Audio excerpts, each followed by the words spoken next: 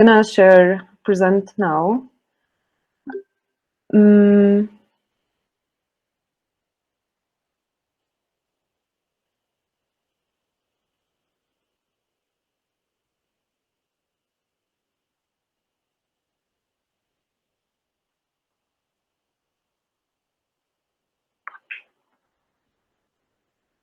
Okay, can you see my screen?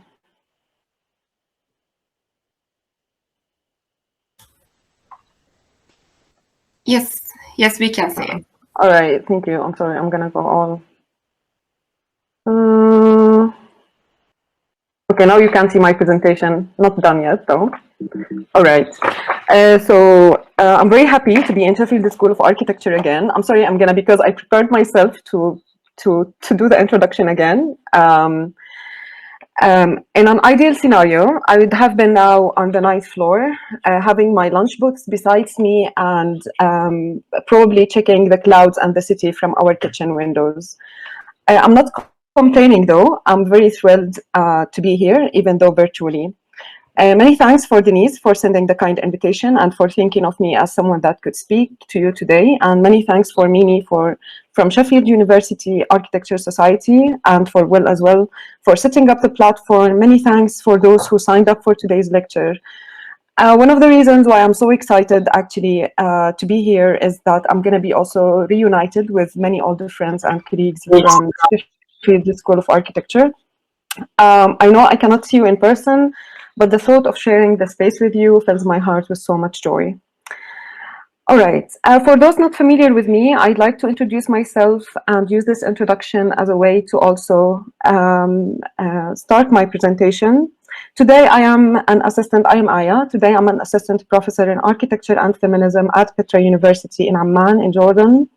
On the 3rd of February 2020, like more than a year today, I received my PhD degree from Sheffield School of Architecture, where I was a master's student in 2012-2013 and a PhD student in 2015 to 2019. What I'll be speaking about today is the title of my speech today actually has to do with its content. So a critical reflection on urgent transitions from a PhD student in the north to an assistant professor in the south. And while I'm speaking, I'll be emphasizing why there's a difference between the north and the south. So what I'll be speaking about mainly today is my experience in the past 2 to 3 years as someone that had moved not only positions as in terms of what I do, but also geographies, what I call in my title as urgent transitions. I'll be doing this by sharing some memories that I have about the past 2 or 3 years. And I'm going to tell you the story of each of these memories, and I invite you to stand at each of them as if it was a station that marks the trajectory of this transition. First of all, I'll start by asking the question, what are urgent transitions? What do I mean by urgent transitions? Google Translate defines urgent as requiring immediate action or attention, and of an action or event that's done or arranged in response to an urgent situation. Transition means the process or a period of changing from one state or condition to another. So I use urgent transitions to cite the immediate action and attention that moving or changing from one place or one state of being to another necessitates. I'd like to speak of the emotional dilemmas, negotiations, and struggles that similar urgent transitions involve. This is an incomplete collage that I started in 2017 through my PhD. I always thought of it as an unfinished drawing, but today, looking at how it was composed in a retrospective manner, I'm thinking of it rather as a finished drawing. The original photo was taken in my kitchen of my place in Sheffield with my own camera. So my PhD thesis was titled as Witnessing the Refugee Camp as a Feminist Spatial Practice, and it rethinks the role of the architect as a witness who pays attention to the injustices that she encounters from her position. So by presenting this photo today, I want to communicate some of these questions. So what does it mean for each of us to witness her and or his urgent transition? So each of us passes through these urgent transitions. We keep on moving from one position to another, especially in a PhD research. And what a critique with an attentiveness to our fast shifts allow for. Also, I want to ask other researchers whose imagination is occupied by career ambitions and intellectual successes, how would this attention to our urgent transition help us forge a hopeful and speculative relationship with the future? In this presentation, I'm going to speak about two main stations. The first station is from the field to the desk, and the second station is from the desk to the classroom.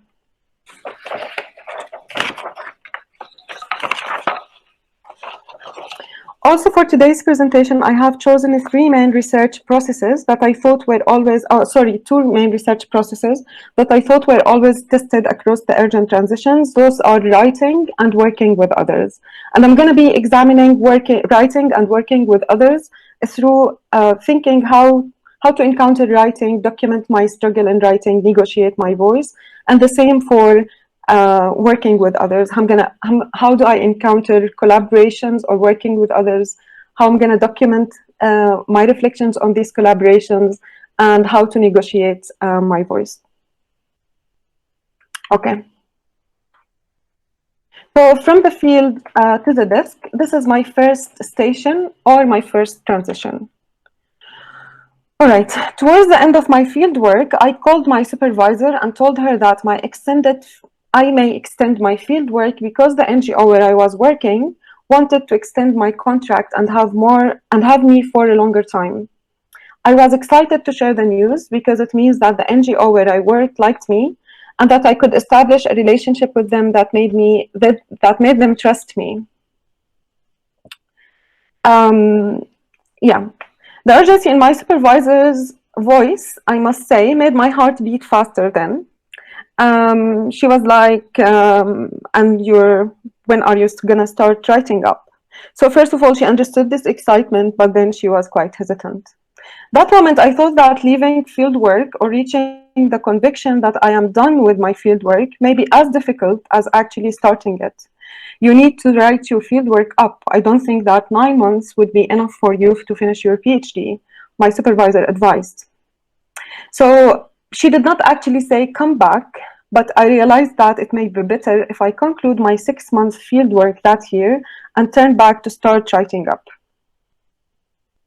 Moving back from the field to your writing sphere is difficult, not only for the decisiveness that this transition, apart from other transitions, may need, but also for the emotional difficulties that are associated with this move, for managing the massive data that you had collected in the extended fieldwork, and for the reluctant questions that you may have about the righteousness of your position, especially if your fieldwork was conducted with certain vulnerabilities. Writing up for me also meant reading all over again. By the time I returned from my fieldwork, I had not written but my first year report, 1 book chapter, and so many field notes. It's worth noting that the same challenges that transiting from one position to another implies also redirected me through my reading to make sure I'm following a just critical approach. So to bring some memories from my writing, I looked at my Twitter account today because I do remember using Twitter account as a kind of keeping a diary. So this was, I'm sorry, the date is wrong. So this was on the follow this date.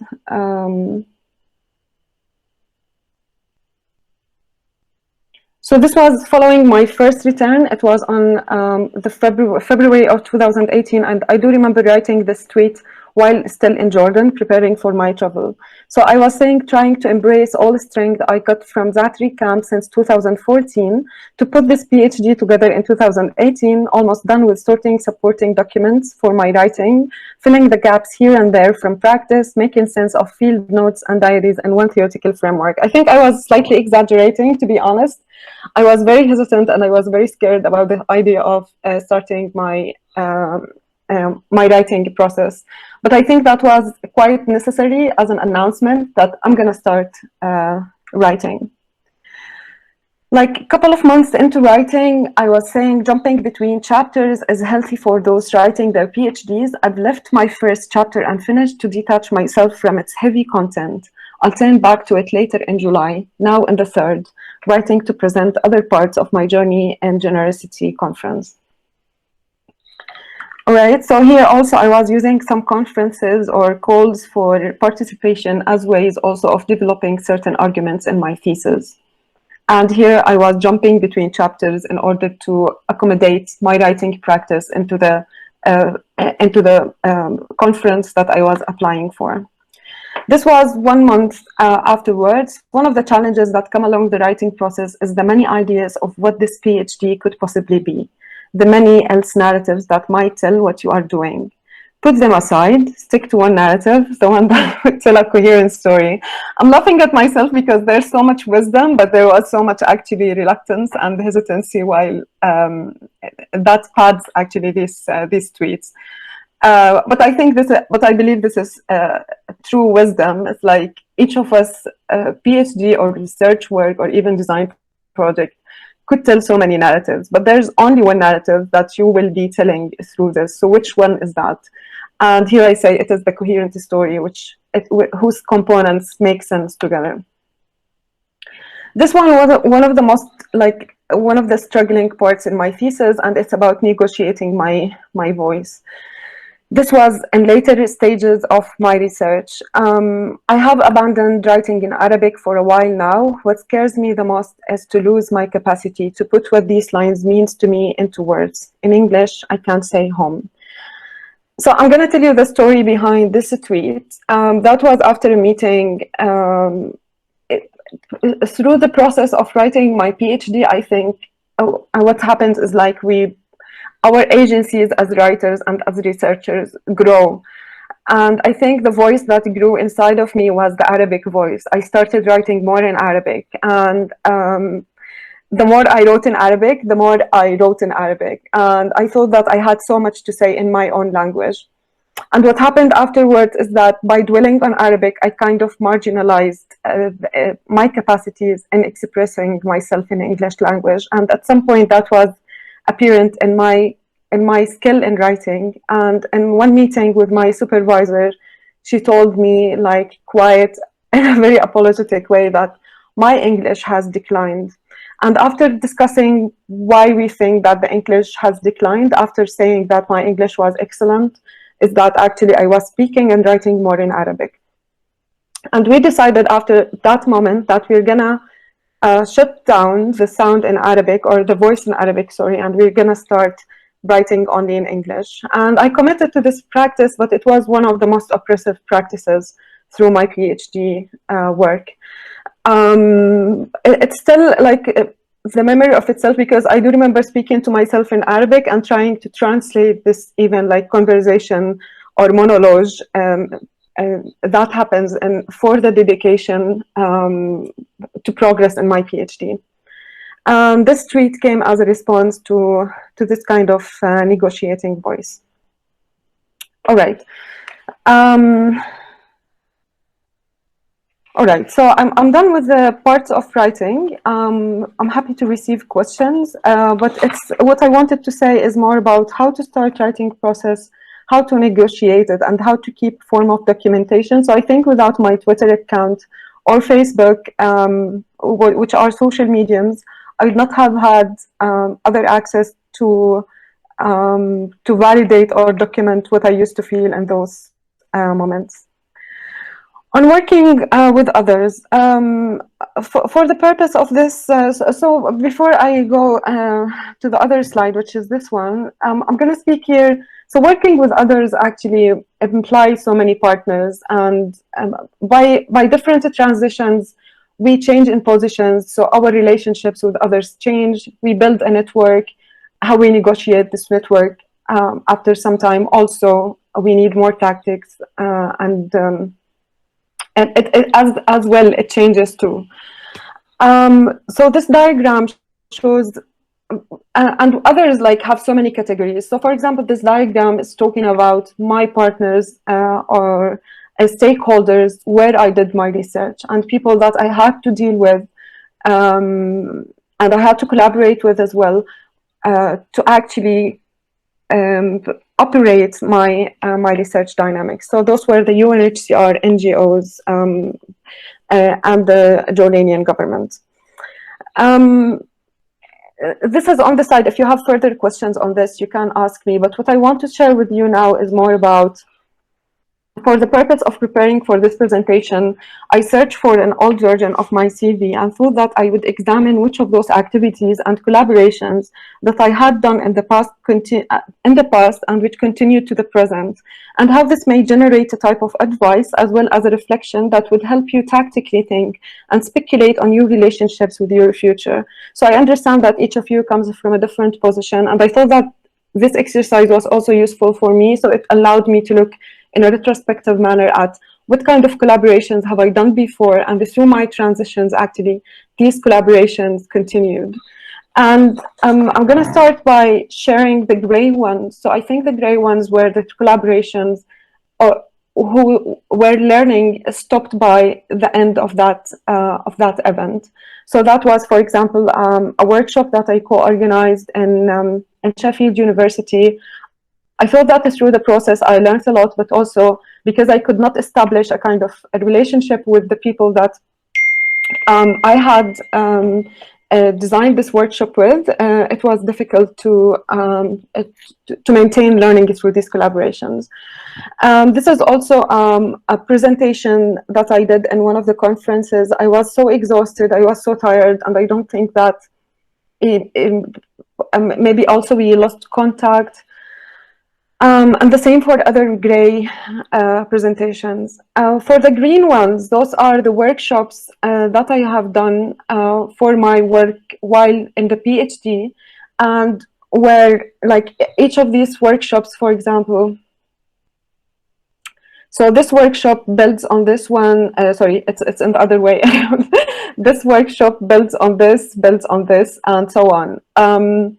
And I think these kind of forms of building on something that you've already initiated or started, it's kind of where you also work on your relationships with people in that platform, helps you keep on growing these collaborations as you grow with time. So most of these people that I worked with were students in the University of Petra and Amman. Now they are all architects, and it's very fun, even if we're going out only as friends. But it's been a great collaboration, but I always have an ambition on what we're gonna do next.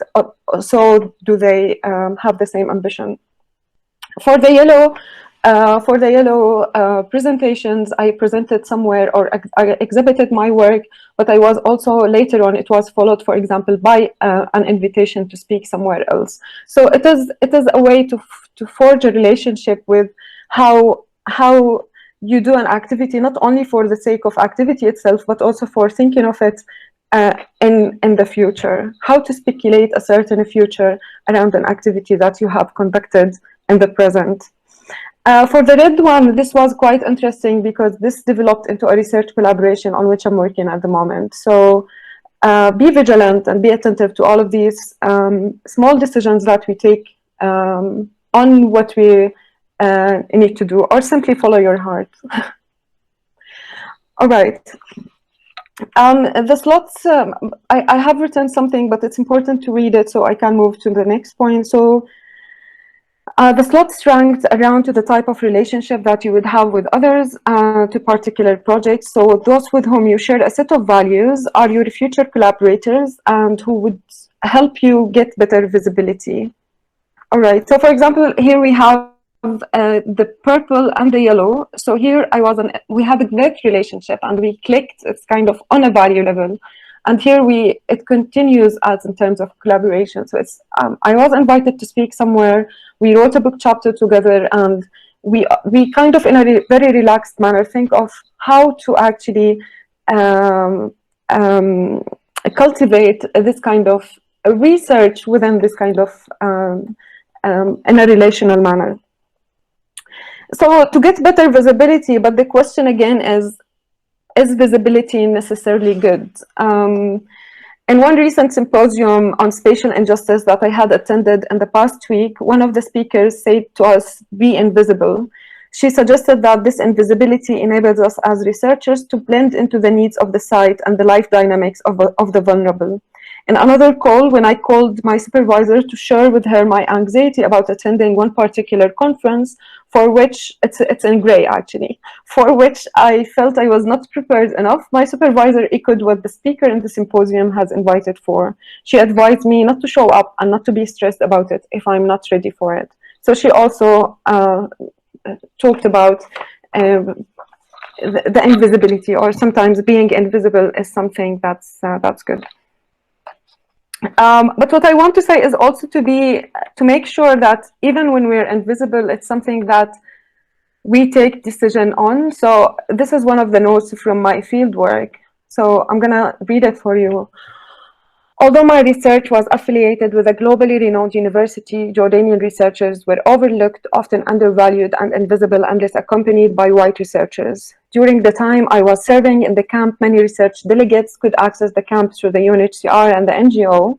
I was the main translator for a few of those delegations, and I must say, despite the great exposure that this position had allowed me to gain in regard to how universities approach the camp, every time it happened, it came with a heartache. While driven by different motivations, those many researchers who came from Western Europe and the US did not always approach the camp with a grounded understanding of its nature nor its language. However, they had better access to it. So I'm bringing this example because, of course, you can be invisible, but you need to pay attention even to your invisibility.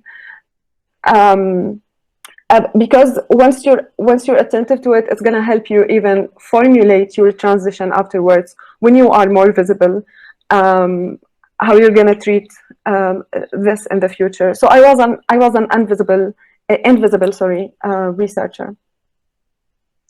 However, this invisibility was negotiated afterwards through my connections with my research partners in Sheffield, and I was, for example, invited to speak at a certain event. So at some point, I became slightly visible, because, for example, we have certain names or researchers, but then my name came into this. So I was feeling slightly better because now I'm not totally invisible. Actually, these researchers in different platforms saw me performing in research.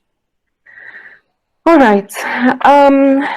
But then why? So now I spoke about parts of urgent transition. I'm going to complete more about it when I talk about the second station.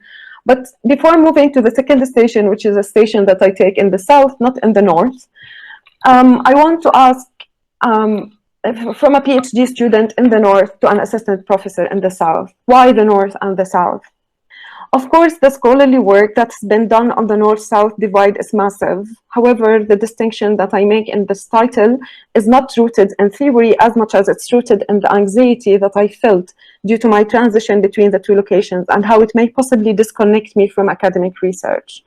I know I could be an academic elsewhere. I don't want to sound like someone that believes in north-based scholarly work only. Yet I am also aware of all the power structures that privilege researchers in the north over researchers in the south. I could keep on complaining against writing and visibility in predominantly white contexts. However, access to resources as well as research is meant to be given for you if you are the researchers in a northern university. Furthermore, although being affiliated to a Western university may not all time grant you the necessary access and visibility in your own context, but also, as I'll be showing later, for other post-colonial contexts, like Jordan, for example, a Western university for a researcher is like a shelter for a homeless in a cold winter.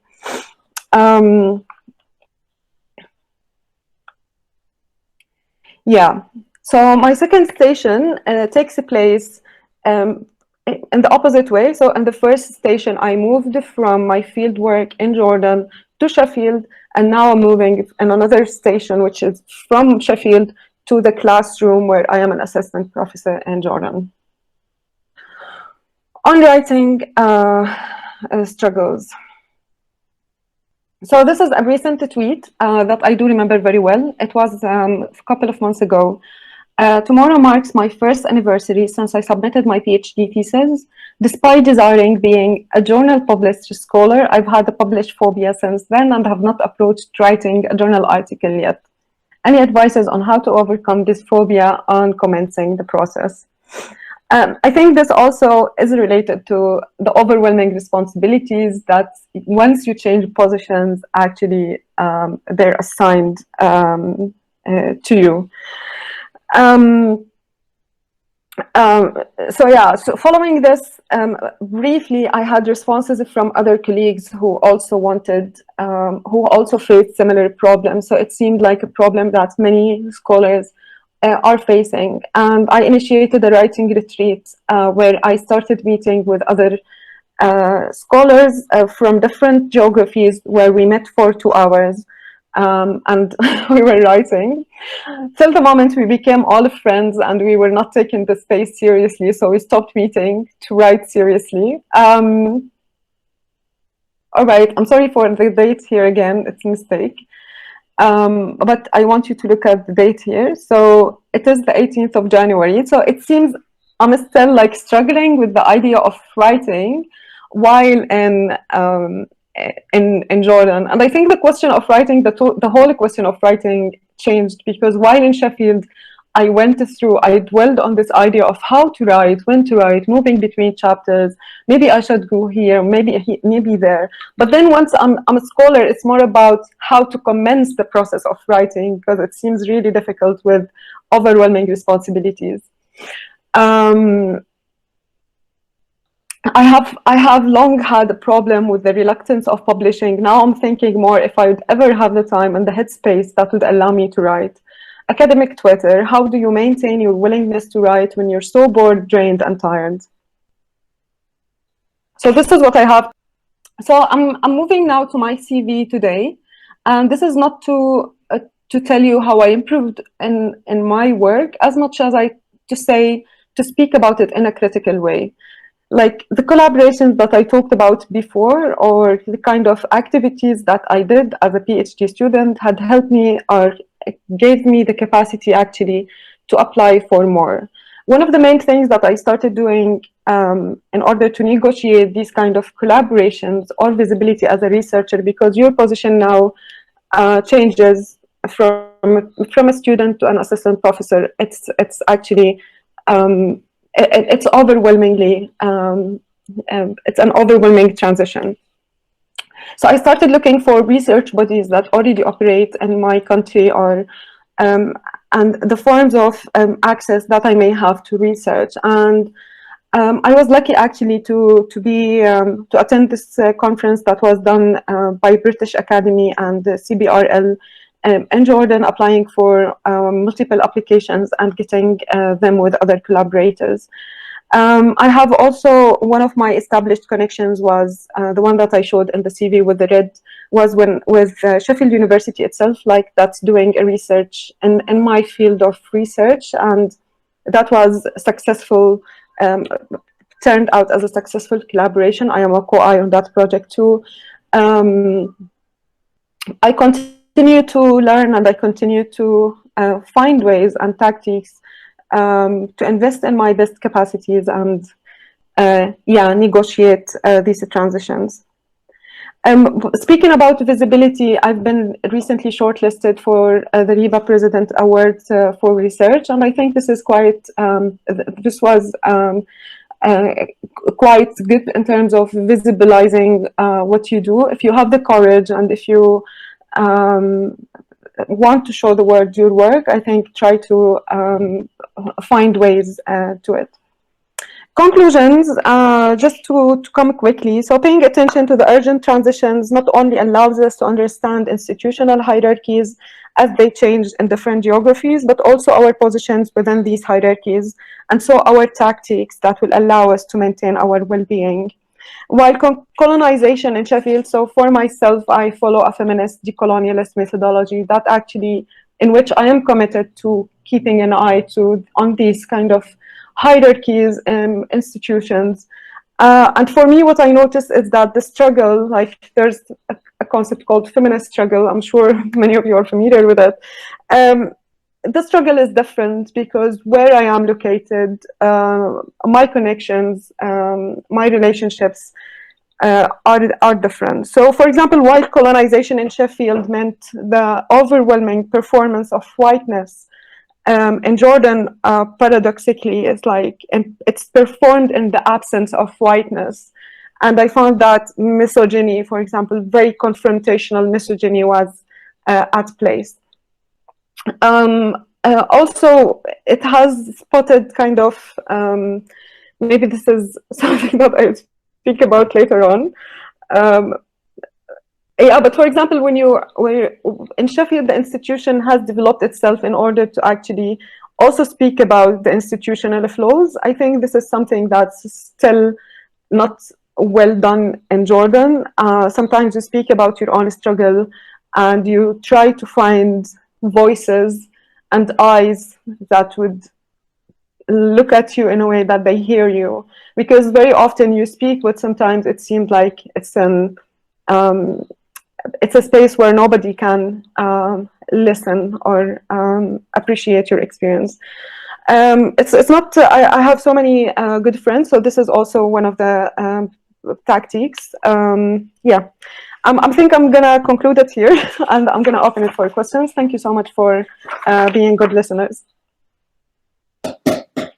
Thank you so much, Aya. That was a very thorough talk, delving into lots of super interesting topics and covering a range. So if people have their questions, if they could start either putting Q's in the comments page or writing out your questions, then we can address them. I guess I'll start off with one and just maybe just go back to the very beginning and sort of talk about what led you on to doing a postgraduate degree in the first place. Was it your love for a particular topic, or was it a kind of particular avenue that you always envisioned yourself on?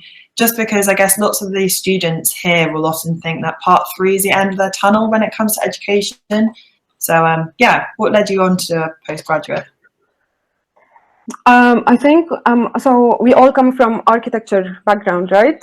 Mm. I think I was trained as an architect and I did not like it till the moment I had my graduation project in my undergraduate level. It included like doing research, and I found that I really enjoyed doing research, and it was about a subject, yeah, that's also very political, like, so that kind of thing allowed me access to what else can we do in architecture. So obviously I did not enjoy being in an office or a practicing architect. So that was the first key. But then I came to Sheffield and I worked in border typologies. Like I did my master's in architectural design with Dr. Nisha Tawan. And I thought that I was only getting, so there were some questions that I think I corresponded with quite well. Yeah, and I had someone to give me a feedback, like that you're good at one thing, which means that maybe I can do it more. So I think it's also the value of feedback from others. Mm. That's super interesting. Like I said, I think people acknowledging if they are on this part 1, part 2, part 3 process of becoming an architect, if you are having doubts, you can still be within the world of architecture, albeit not in an office. And maybe I think architecture is quite good at embodying that there are lots of different pathways, that it doesn't have to follow the stereotypical route. But for example, from my part 1 experience, many more people are kind of on this tunnel vision. So I think it's great being able to come in and talk about all this extra stuff that you can get from having a part 1 degree, albeit not a position. Do you have any more questions from the floor? I think as well. Hey, that was a really inspirational talk and lovely. I just sort of wondered when you're writing and you're talking about you sort of get these different narratives and you have to stick to the one that is that's the one narrative that you need to stick to. Do you have certain tips like not getting carried away? Because I've just started writing my dissertation at the end of my undergrad, and I'm just finding that every time I start planning things, it just goes off in like crazy directions, like you were saying, and just like it's hard to stick to one narrative. So I just wondered if you have tips for that. Yeah, that's a good question. I don't know what's the tip for that, but maybe there was a very difficult question. Maybe PhD students can also relate to this. It's like you need to respond. If someone asks you what's your research, you need to respond to that question with one sentence. So I think the narrative starts from that one sentence. It's very difficult actually, but sometimes it's the first thing that comes to your mind, and try to flow from there. It's like within slowly, like when you become more practiced in writing, it's like I think it becomes more like design. It's like if you want to give one space very like important presence, you make it bigger. So the same for writing. So if you have, for example, 20,000 a text that's 20,000 long, 20,000 word long. So you need to know how to organize actually words in order to give importance. So which is more important in your narrative than other things? And here comes even hierarchizing, kind of which text becomes better than other text or more important. Does it respond to your question well? Yeah, no, that is good. Yeah. Okay. Thank you. I think we next up is Danny. Hi. Thank you, Aya. It's very inspirational as ever. Yeah. It's really interesting what you're saying. And just a comment first, then a question. So on the having a clear narrative, that really is so important, and it does have a parallel to our process and design. So we go through a phase which is very expansive. Our creativity generates so many ideas, and creating an effective text is very, very much the next part of the design process, where you need discipline and editing. So it's as much about, it's very hard to decide what you're not going to say. And that is, it's heartbreaking to say, oh, I'm not going to say that. Yeah. It's not part of this particular text. But like design, those are ideas that you'll have in future work. So remember that. The question actually is, I found that in sort of recent years, I keep getting asked to speak in the profession here in the UK on equality, diversity, and inclusivity, but it's not actually my area of research, and but it's just something that's sort of fallen to me. And I'm also more recently been asked to talk on feminist issues, and standpoint is so important with this. And I mean, I'm quite an old-fashioned socialist, so that's sort of, I guess that's my standpoint on feminism, I guess. But as a result, I feel very, very ignorant, and I'm just later this week I'm talking to students down in Suffolk University, and I feel a little bit lost. Have you got any pointers? on inclusivity and well, actually, the students I'm talking to about aren't on inclusivity and diversity. So that they're PhD students writing and master's students writing their dissertations from a feminist standpoint. So I'm worried about having an effective conversation. I think, yeah, so this semester I gave, one of my modules is special topics in architecture, and I taught students about architecture and feminism. So it was not, like, I'm not so proud of it, but I think I kind of suggested some thoughts and ideas. Yeah, I think maybe the first question that comes to feminism is like to understand one's own position, and once you realize where you stand in terms of in an intersectional manner, but also in a relational manner with everything that's around you, this is a very good starting point.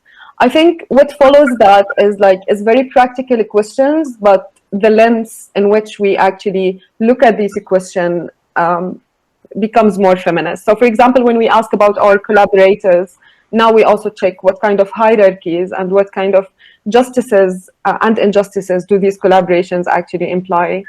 When we ask the same, when we ask about our users, stakeholders, yeah, so all the relationships that has to do. I think also Jane Randall has written this very interesting article called Only Resist, where she lists like certain aspects of design that ranks, for example, architecture as something that's feminist special practice. I'm sure Helen may be familiar with this, which is performativity, for example, collectivity. So there's these kind of terminologies that could help you guide a conversation with the students around feminism and design. I can share the link with you, Danny, if you want. That would be brilliant. Thank you for that answer. I mean, and it gives me a lot of confidence because it's the approach I'd be taking. Amazing. I felt a bit down on the specific references I might be able to point to. Yeah. So if somebody could send me something, that'd be brilliant. Yeah, sure. Thank you. Cheers. Thanks, Danny. I think we might have had a. So Rena had a question, but she's having to dash off now, I believe. So she's wondering if she could have your email contact. Sure, I'm gonna write it to everyone, or if you want to send it later on.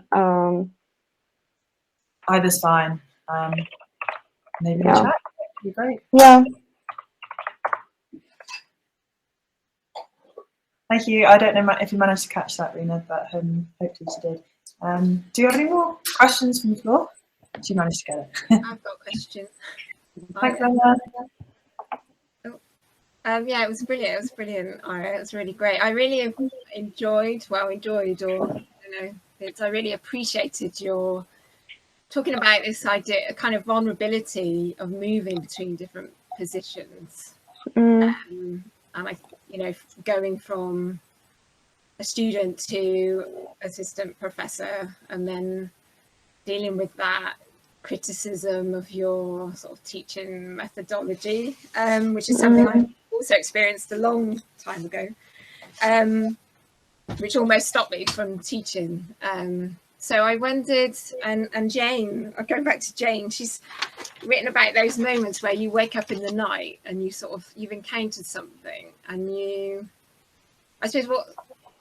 and you sort of think, oh, it's a kind of ethical or existential moment, as she talks about in terms of ethics, where she's confronted UCL and their funding sources in terms of oil and kind of carbon footprint of UCL, and then basically stepping down from her position as dean to deal with that kind of funding situation. So I guess that moments where you encounter those points where you don't quite fit, or your way of working doesn't quite fit. And it sounds to me like in the past, when you decided to stick to research rather than working in practice, there was a kind of clear point where you could decide where to go, whereas perhaps now you're now in this institution and you can't really leave. And I wondered whether you could talk a bit more about how you deal with that. I mean, for me, teaching at Sheffield was brilliant because it was a very generous process where you really led the students to sort of lead themselves, which was against this kind of position of authority in a way where you come in and you've got all the answers. So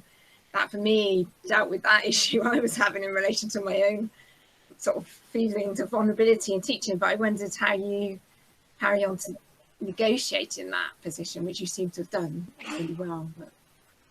Yeah, thank you, Helen. I think we were together. I can hear my echo. Sorry. Is it from your mic? Oh, do you want me to turn off my...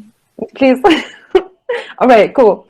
I think I do remember also the story shared by Jane. I think maybe we were in the same space that day. For negotiating this, so I'm kind of, first of all, I was very confrontational with the head of the department himself. And I think that brought me more headache with time. But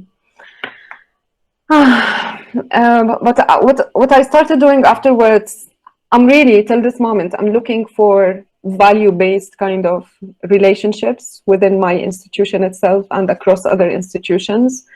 And this is not, this is kind of to empower and to feel that I'm not speaking in the void. At least someone is listening to me, where even if it's an emotional kind of emotional exchange on the, I want this to be present. So I'm trying to find those. Also, what I think may be good on an institutional way is that after some time, it's like, I think you reserve the right of kind of, I'm not sure if it's reserved actually, because you still need to negotiate it. So I do remember like being in this course with some other male colleague teaching, and it's like he's a coordinator of this course.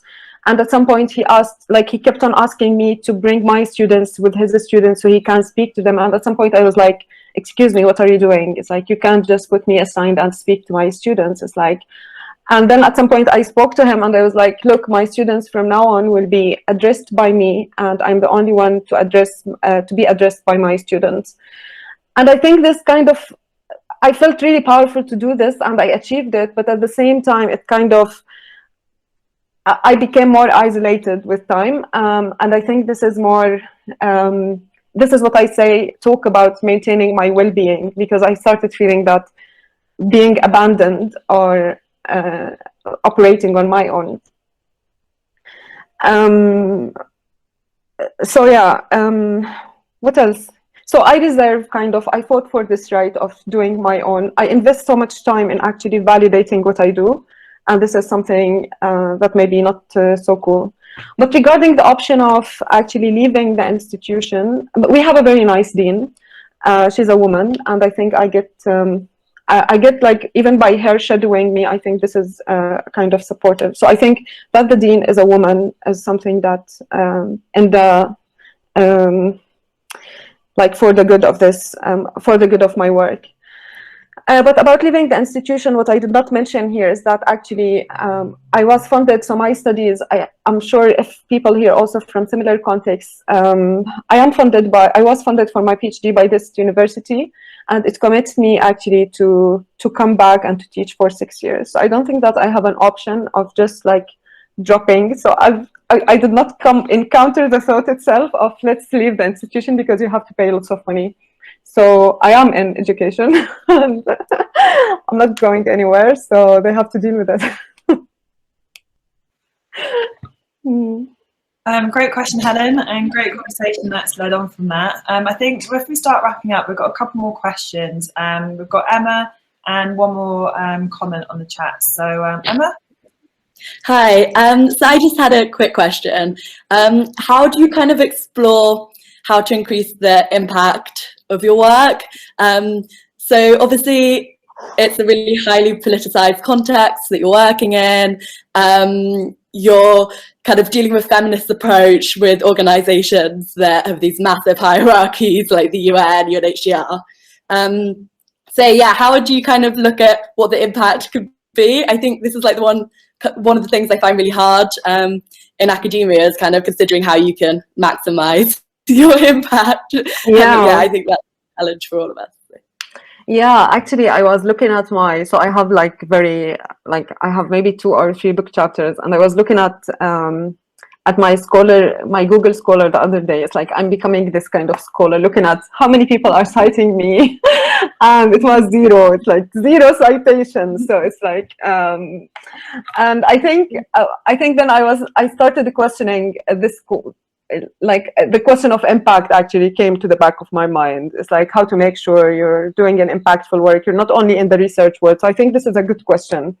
From my position at the moment, it's like, especially with UNHCR and other NGOs, I am still on projects working with them. And for me, it's like, as I'm thinking more in time, I think this persistence actually to maintain your position within a collaboration that brings another NGO or the UNHCR is by itself impactful, because you're persistent about being in this kind of a very difficult network of relations. So I am hopeful. It's like I'm trying, because what I learned is also to look for the future, or to wait for something, like to do what, of course not to wait, it's like to do what you can, or the best of what you can, and to, but at the same time to anticipate the future, because there is a possibility for change and impact.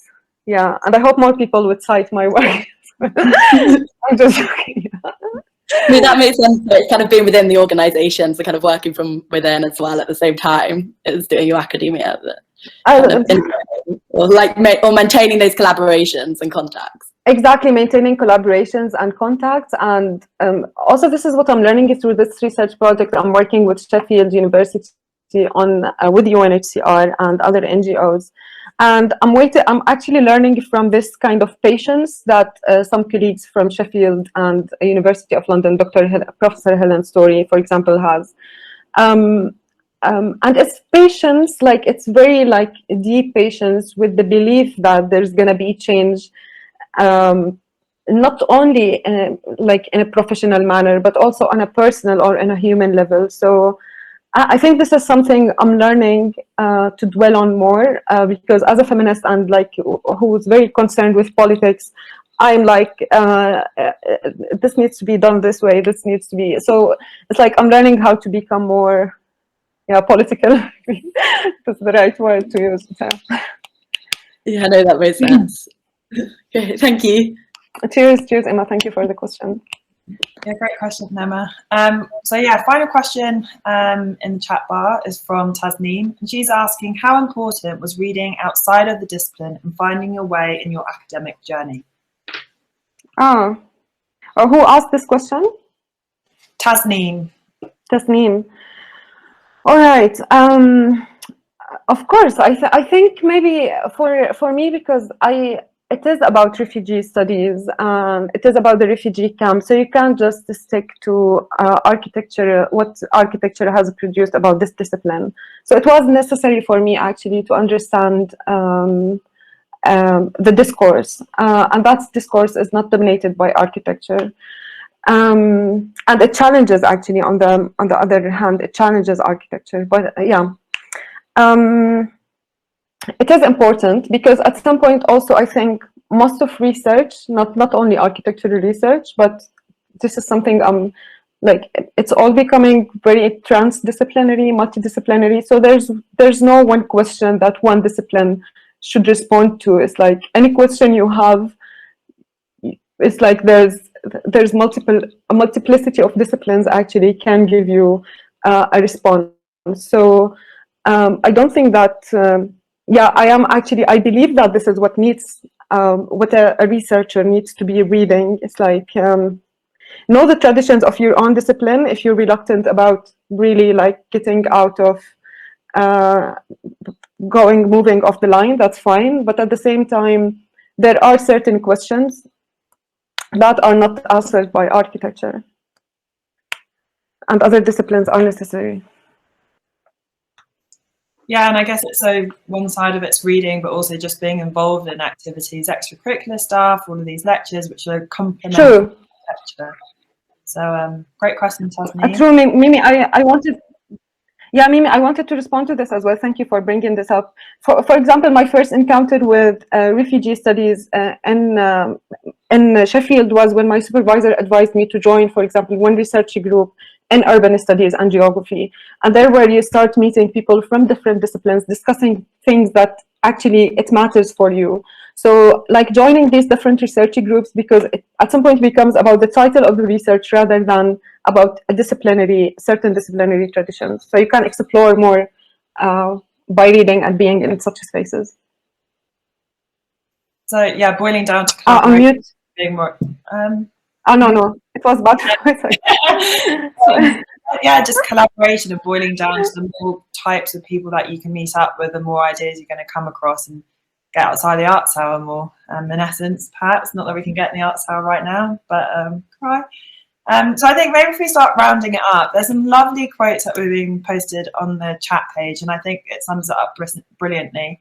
So brilliant, thanks Aya for the great talk and conversation. Lots of people are saying thanks, but particularly from Icy. So she says, this has been a great talk, Aya. It's been good to see you after such a long time. Your experience, I think, relates. Who said that? Icy? Apologies if I'm saying the name wrong. Icy, nice. Hello, I'm usually known as Meira. So this was Meira. Okay? Meira, yes, Meira, yes.